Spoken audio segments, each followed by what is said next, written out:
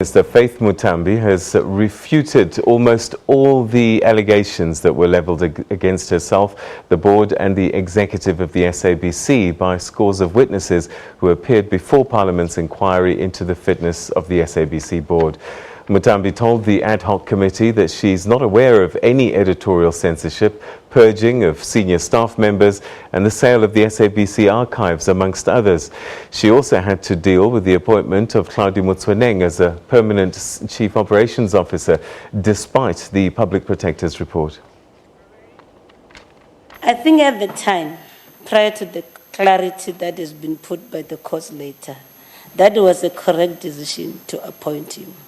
Because as I've said initially, there were a lot of factors that were looked at that time. How could it have been correct, ma'am, when you yourself said there was a process of dealing with the remedial actions of the public protector, and that process was not finished?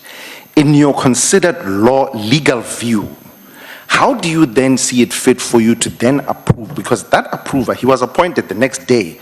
By the way, we need to, and that would have been ratified by yourself. How do you ratify a decision like that when there's a procedure of the public protector, a Chapter 9 institution still open? At that time, there was no legal decision on the matter, Honorable Member. The process was still on, though. But the issue is that there was no legal decision at the time of the appointment.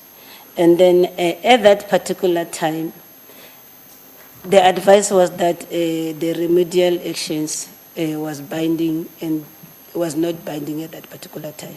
That thing was later clarified by the court. I don't accept. I don't accept that. You know, you say it as if it's global logic, that because the president did not understand that the public protector's remedial actions are binding, you also did not understand that. Is that what you're saying to this Parliament? I'm not saying that, and this should not be linked to the president, with due respect, because this matter. The Constitutional Court was about the president. Sorry to no, interrupt. it's not about the. This was clarified by the Supreme Court of Appeal.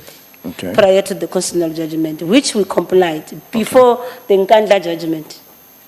Because this is the matter, the DA took the SABC to court on the decision, and the Supreme Court of Appeal clarified this decision. By the time the constitutional judgment was taken, already then there was compliance on our part. We asked the SABC to comply with the Supreme Court of Appeal. That is fine. Let me ask you another question then. What is your relationship with the Guptas as a family, either personal or business or whatever?